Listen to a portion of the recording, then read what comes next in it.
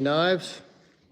Tonight we're going to be cleaning up this rusty, dirty knife and sharpening it. So thanks for tuning in. Get you guys set up on your high horse. There we go. Get you locked in on the action. So hope you guys are having a great week. It's been a busy one already. Feels like I've been doing nothing but running errands here lately. Look at here. I've got 2 neck knives on. 2 is one is none. No. I've been testing out some breakaway beads because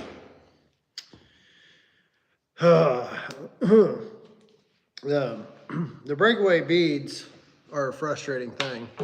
So I had a supplier I was buying them from. They were great. And then something changed. Oh, hey, I didn't put my microphone on. I wonder if I can plug the microphone on after the fact. We'll find out here. I think we can. What's going on?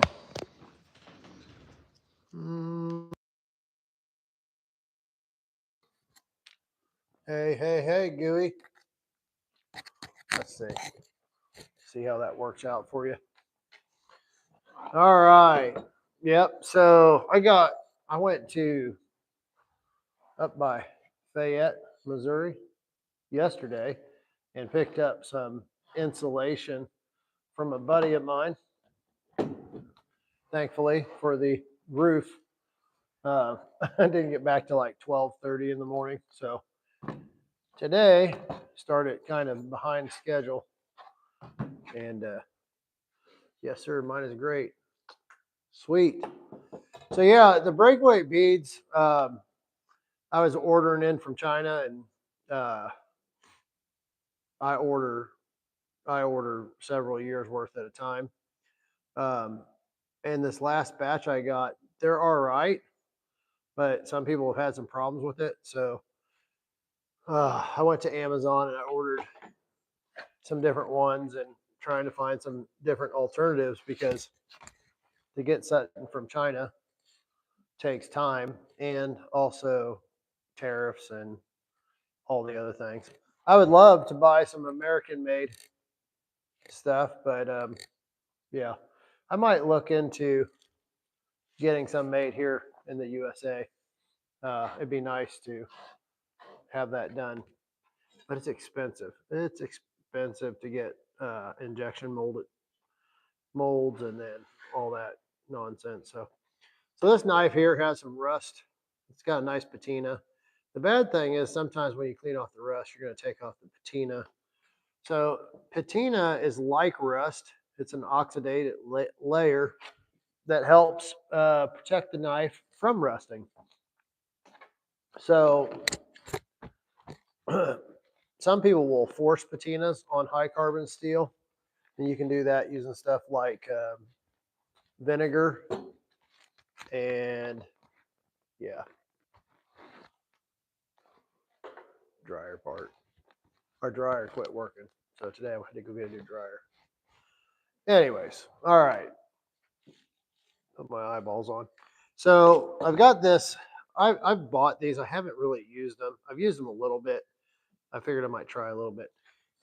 It's a Sand Flex. It's made by Klingspor. They have 3 different grits, I think. This is a medium grit. They've got a fine and a coarse. The bad thing about these blocks is they can kind of scratch the finish. So if you got like a really nice mirror fit finish or something, they can scratch the finish or leave scratch marks. Like here, you'll see, maybe. Let me get the light just right. You see there? See how that kind of leaves a scratch? So basically, when you have rust, the only way to really get it off is some sort of abrasive. So that could be steel wool, like a fine steel wool, um, something like this, or something like this. This is another polishing compound. And so basically, uh, excuse me, basically, the worse the rust is, the more aggressive you're going to need to, the more abrasive you're going to need, the more rubbing you're going to need to get that rust off of the blade. So if you use something really fine that's not going to scratch the blade itself, um, then you're just going to, it's going to take a lot more work to do so. The coarser abrasive you use will cut your work time down. So if I really wanted to clean this up fast, I would take it to maybe my knife grinder or buffer. But this is working pretty good. It's already looking a ton better.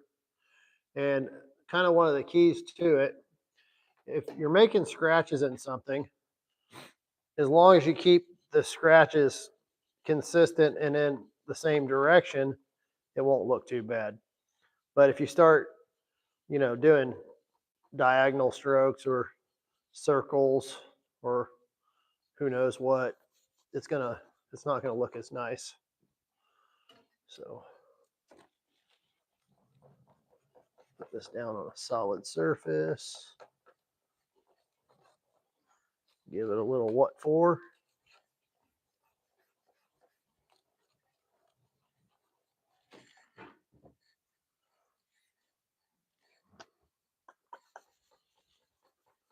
How's everybody's week going?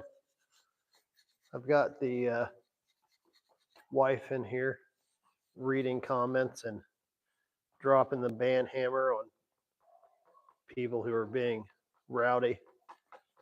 So, all right. So that's a lot better. Still could use some more work. On this other side, we will, yuck.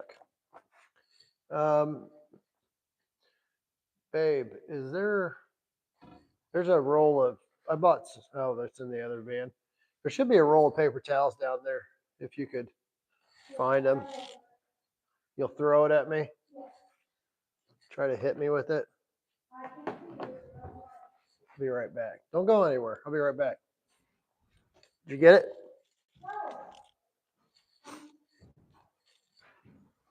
See? I told you. Right back. They could be. Maybe they're in one of these windows. I'll look over here. Pre-soak my stones. Get them rolling. Shalom. Hey, hey, hey. Oh yeah, the mic follows me, so I can. Oh well, I don't see. No, I want paper towel. They'll just fall apart. There's a roll in here. I know. It's on one of the windows or somewhere down there. Joelle, bring me some paper towels. All right. Well, I'll just use this, my oil rag that's looking pretty dingy anyways. So Flitz polishing compound. It doesn't take a whole lot of this stuff. Just put a little pea-sized amount. This tube would probably last you quite a while. My wife can drop a link on Flitz and maybe the sanding block. Now this stuff stinks. Not like stinks like doesn't work, but stinks like smells. And it's going to work better on some stuff. This rust on this knife is probably, it'll take care of it, but it's going to take some elbow grease. And I would make sure to really thoroughly clean this with soap and water before using it on food. I'm in the loft. Yes, Mr. Brad. I'm moving on up in the world. I gotta stay a safe distance from my wife. Yeah, she won't. We went someplace last week that had a balcony and second story, and she liked to hug the wall to death. She didn't like it. So, as you can see, or maybe you can't, maybe you can. It's better, but it's definitely, I feel like it needs more work, a little more friction. So instead of continuing to polish, what I really like this Flitz for is say like if this knife had a mirror polish and I didn't like that sanding block would really scratch up a mirror polish or brass pins, bolsters, stuff like that. This stuff polishes it up really nice. But for rust, especially, I would say this is probably that's probably good enough. Like most of the surface rust of this is off, but I don't know. I would like I like things to kind of look like new when they're done, or more newish. So I don't really, especially out that tip, it's got some darkness out there. So I was gonna say, where did I put that sanding block? The bad thing about like this sanding block is those scratches, function wise, they don't hurt anything, like just aesthetically not pleasing in my opinion. Um, a lot of people hand sand finished knives. For those people that hand sand finishing knives, I don't know. That's I don't hand sand finish knives, or I rarely do. I've got to really be mad at myself to endure that.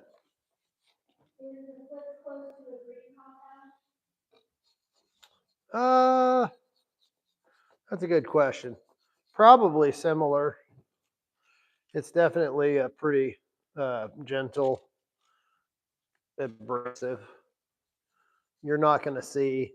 You could go in swirls in any which direction, and it's not going to leave. It's going to polish. It's not going to leave any scratches. This medium block, it's leaving scratches, and it's going to look bad if you don't keep them kind of consistent. But let's say now we got, looks pretty decent. I could spend more time. Let me see what kind of knife this is.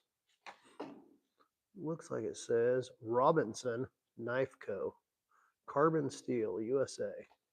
So, um, one thing is, if the knife does have a nice patina, uh, unfortunately, if you let it rust, then you're going to end up losing, or most time you're going to lose some of that patina. So, uh, like once you clean up a knife, if I had a high carbon knife like this, I would then really want to force a patina on it to kind of protect it, keep it oiled after that. So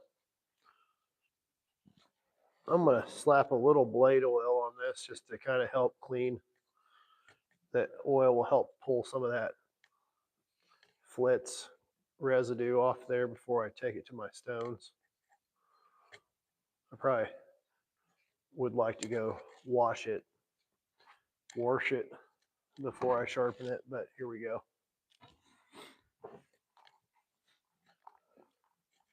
Next week, I have a speaking engagement in Kansas. That has snuck up on me, and I'm looking forward to that.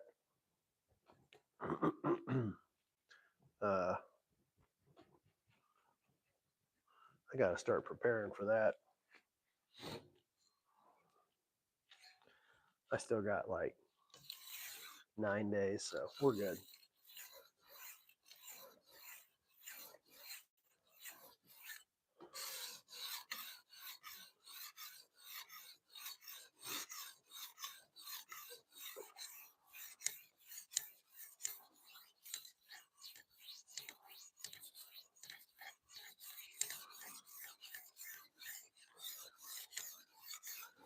When I sharpen, right now I'm just trying to establish the edge. I'm breaking this knife down into sections because it's large enough that it's kind of easier to do in sections. But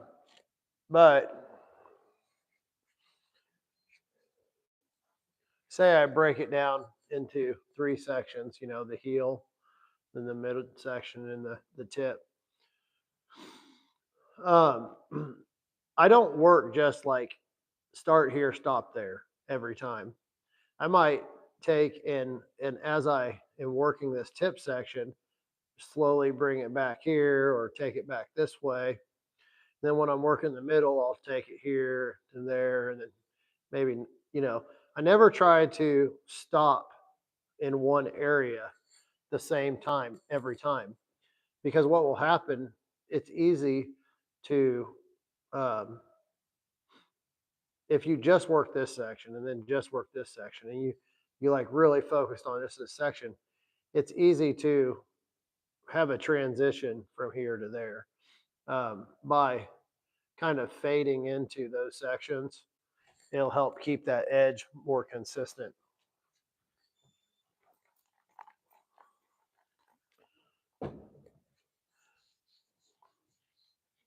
That's your knife sharpening tip for the day. Take it for what it's worth.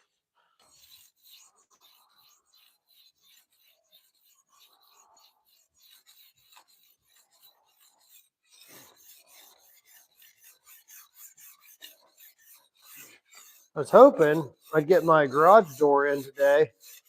I haven't heard from the garage door people. It's supposed to be sometime this week. I'm really looking forward to getting it in and getting something more permanent set up in here. Getting my water turned on. Right now I've got the water shut off because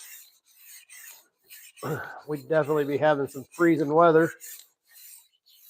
So, baby burr, kind of no burr.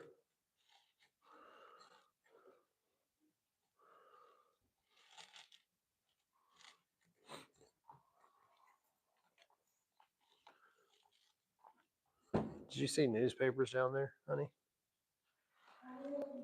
There should be some, you know, unadulterated newspapers down there. I got a bunch of newspapers from the post office. They work great for cleaning windows and sharpening knives. There you go.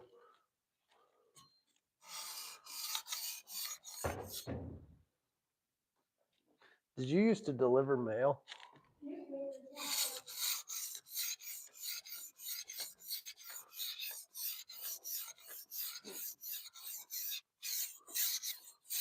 I can tell you got a nice arm.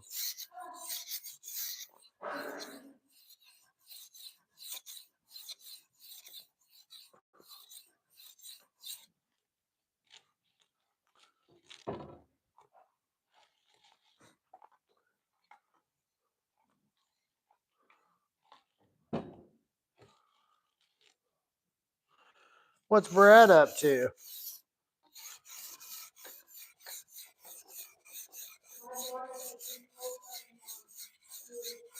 Say what? Yeah, yeah. We're supposed to be. I think we're supposed to be. I don't know. I want to say single digits sometime here soon.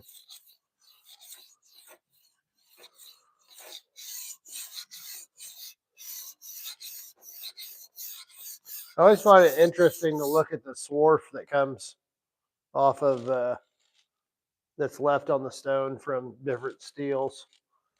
You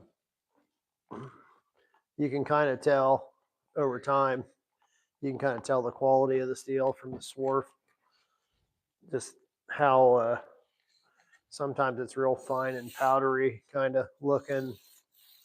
Other times it's more coarse. Same with how the burr forms on a steel. Once you sharpen a few hundred knives, you start just noticing the difference in the different steels.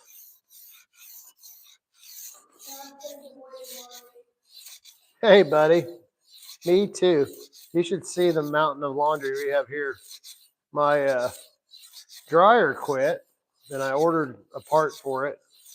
I did this last spring. Our dryer quit working, and I ordered a heating coil for it, element, and it got in, and I realized that that wasn't the problem. It was actually something else, and so I fixed something else. And I did the same thing this year. I ordered a coil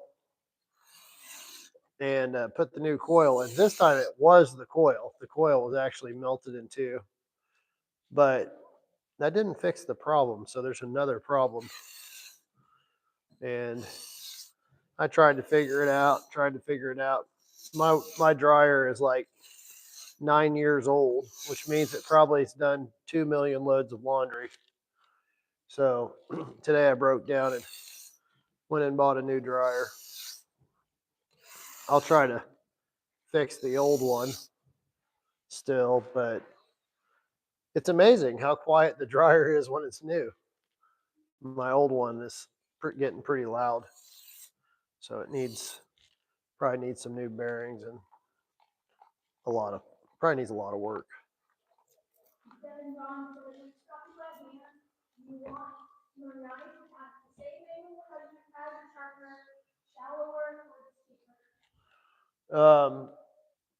Well, I would say slightly shallower or the same. It depends on what you're stropping on, and it just depends on how accurately you can hold the angle. So if I'm just stropping on like a ceramic rod or newspaper or something like that, I'll be pretty much holding the same angle as normal. But if I'm stropping on felt or soft leather or something that has a give to it, then it'll be slightly less than the angle that I sharpened at. Nice and grippy. The steeper, well, no, when you strop, you're going against it, but if you go too steep, you're just going to roll the edge. You're going to take the edge right off your knife.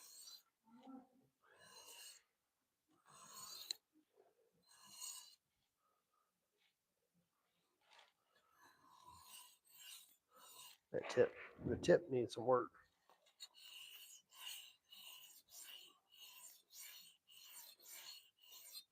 We taking wagers on if this person cuts themselves with this knife now when I'm done with it.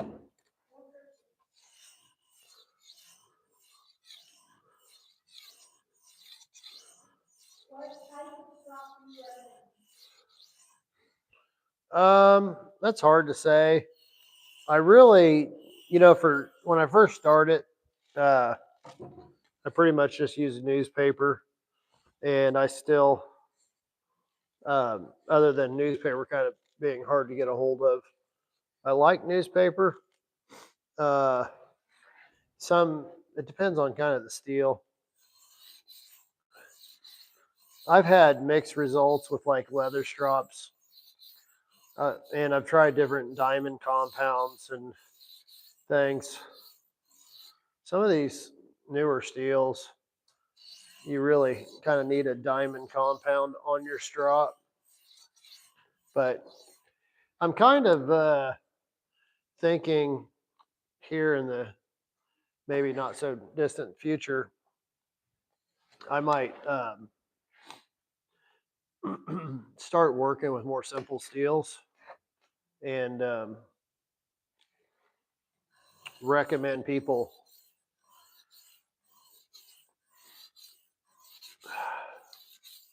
I mean, something like this knife.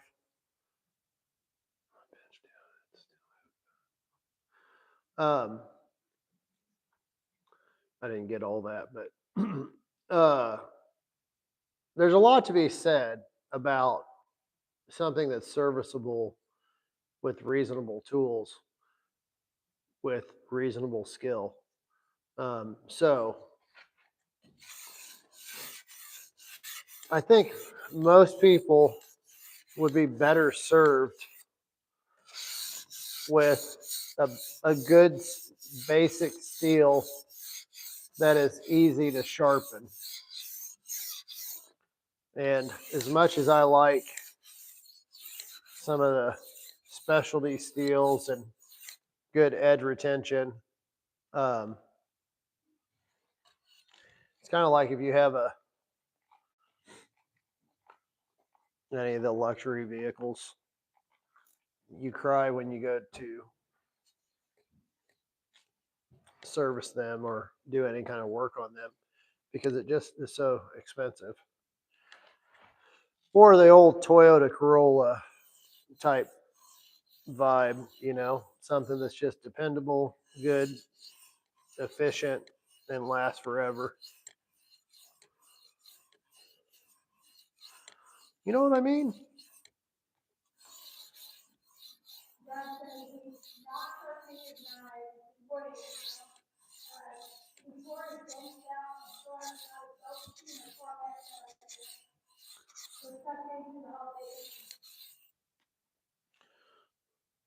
You just bring that Tormek down here and we'll get it set up. I actually don't really care for the Tormek, like Tormach, whatever. I mean, it's okay. I just feel like it's painfully slow. I would like to like the Tormach.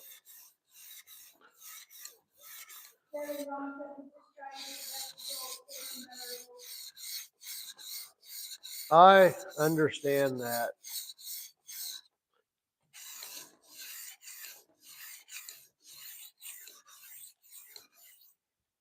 Me too.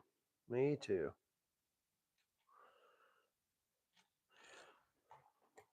I think it's kind of sometimes I feel like it's mastering the basics is, and this for myself, like I think sometimes we want to find some secret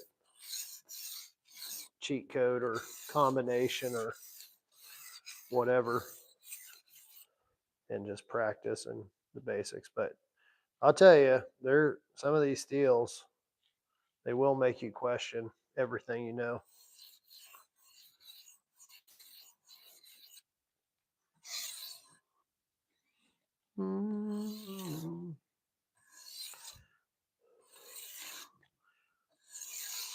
Sent a knife off to a guy last week. Sutton. Oh, I never responded to him. Oops. He messaged me yesterday. It was like, hey, it's like your knives is one of the few custom knives I've received where I felt like the edge didn't need any work. It's like, thanks. It shouldn't. But it's also crazy just how many knives just don't come sharp. Even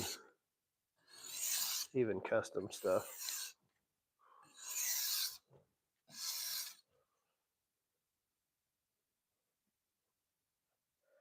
Ooh, that middle section, it's there. It's all the way there. That heel still can use a little. I have your sharpener and put a killer edge on most knives. Trying to do. What does that say, babe?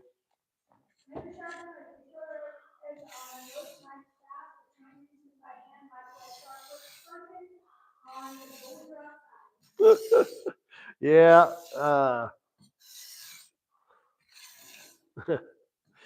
I understand. And see, like I I use that sharpener all the time. However, like I don't know. Sometimes I feel like it's just so much like well, not necessarily faster, but I've tried so many different systems and I struggle to get them to do what I can do freehand. And like for getting 95% there, like a lot of the systems are great, but it's kind of like years ago I posted a video, I don't remember which one it was, of like doing some cutting, and the guy who made the sharpener comment, he's like, "Did you do that on my machine?" And I was like, "No." Like I can get it pretty sharp on the machine, but I've not been able to achieve the same level of sharpness on a machine that I can by hand. Um, I have my theories about that.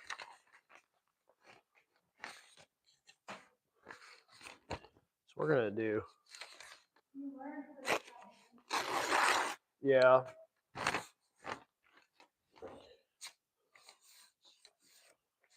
Yes, I did.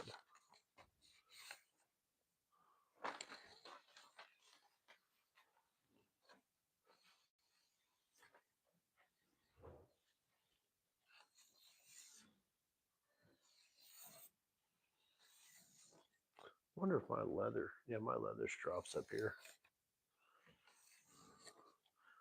So I'll just show you one stone,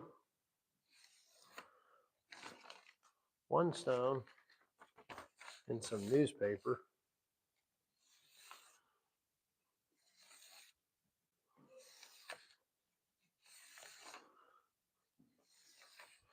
There's times I wish that I had a stone that was like 20 inches long or something for like this knife. I kind of wish that my stone was twice as big.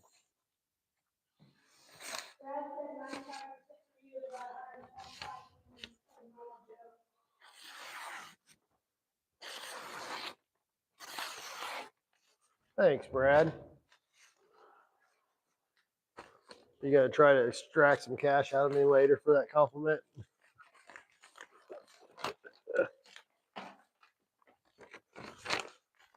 Brad is one of my stakeholders, longtime friend. So I might give him a little hard time.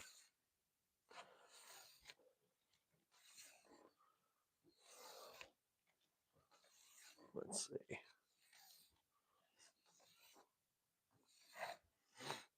I wish I could see as good as I used to be able to see.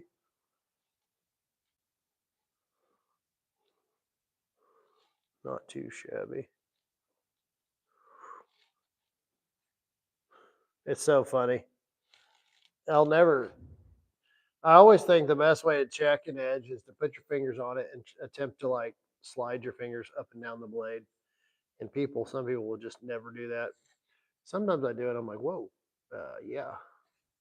You gotta be careful with that one. This paper's a little wet, it feels like. So start the cut on the curve. She's sharp.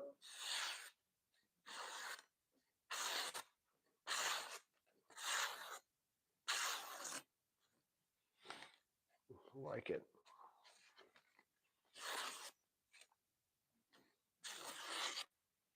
Got some wetness on this paper.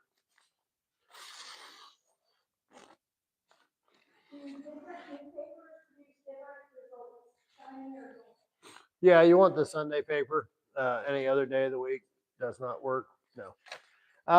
So I don't really particularly care for like the colored pages, the ink or something. I prefer to have black and white, but like tonight I wasn't using, you know, and the paper feels a little more smooth.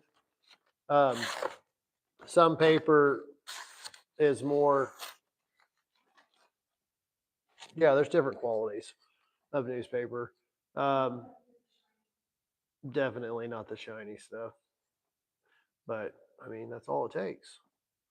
A little bit of time, a little bit of patience. I don't know what time I started sharpening, but I spent a good deal of time cleaning up the rust off this blade. So it's it's probably 95% there. I could get it better, but it would take some more time. Maybe some different stones. But one stone, some newspaper. That's all you need. Um, any questions?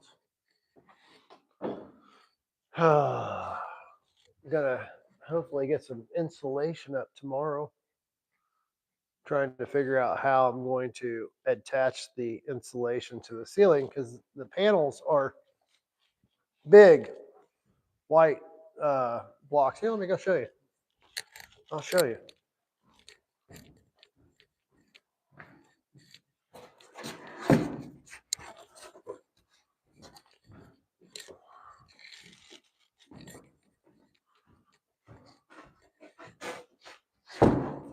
Ta-da!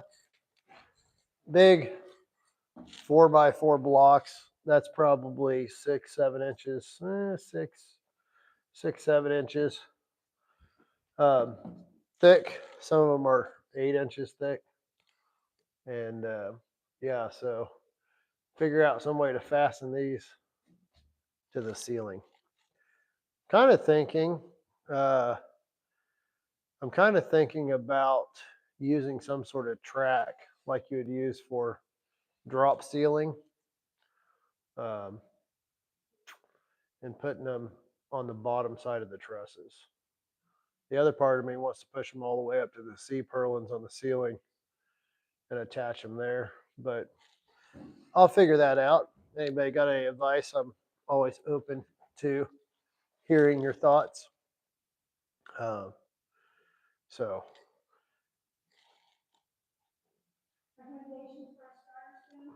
starter stone. I like this. I still like the old King 1000. This is a Shapton. The one I used tonight is a Shapton orange medium 1000 grit stone. It's a good stone.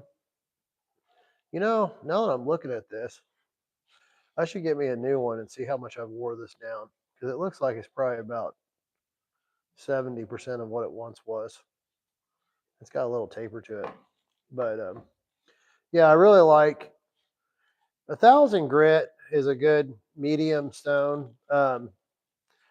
It's amazing how much steel you can remove with 1000 grit. There are times where you want a coarser grit, but when I started out, 1000 grit was as coarse as I started with. And with a little bit of determination, you can take a pretty rough knife and do everything you need on 1000 grit. So the diamond, the I don't remember the brand. I'll have to find somewhere on my website. I think I got some recommendations for stones. I got an Amazon. I think I got an Amazon page on my website, right, babe? Um, there should be an Amazon referral or product page of things that I recommend, and on there's a diamond two-sided stone. There's these Shapton stones, the King stones, and kind of all the stones that I recommend. Um, don't try to save money on stones because most of the time you're just going to waste your time and your money. There's a lot of stones, even like King stones. The ones that I recommend, I feel like are the best bang for your buck. Sure, you can buy a 1000 grit King stone for 20-30 bucks, but the value you get in the next stone up is just way better. So if you're going to do any kind of sharpening over time, you'll end up being thankful that you bought the bigger Kingstone. So when I get my shop all set up, I'll get out my big Kingstone. I've got a really big Kingstone that I like it because I don't know. It's cool to have a stone like that. One of these days, I hope that I wear it away. So I actually got two of them. I got a brand new one, and I've got one that I've wore out probably 20% of. So that way I can kind of compare them, see how it's going, see how it's going. So it's yeah, it's fun. It's fun sharpening. So anyways, let's see. I think for this class that I'm doing next week, I'm going to sharpen some knives up, scary sharp, and do a little demonstration for the kids. Pass them around and let them, you know, feel the edge. No. So, anyways, thanks for tuning in, guys. What time is it? It's 7:40. I'm going to try to figure out what I'm going to do with this ceiling. I appreciate you guys tuning in.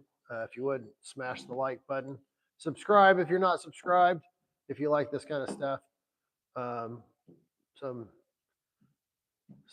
weird dude in the Ozarks of Missouri just sharpening knives. So have a good night. This is Patrick with MT Knives. Stay sharp.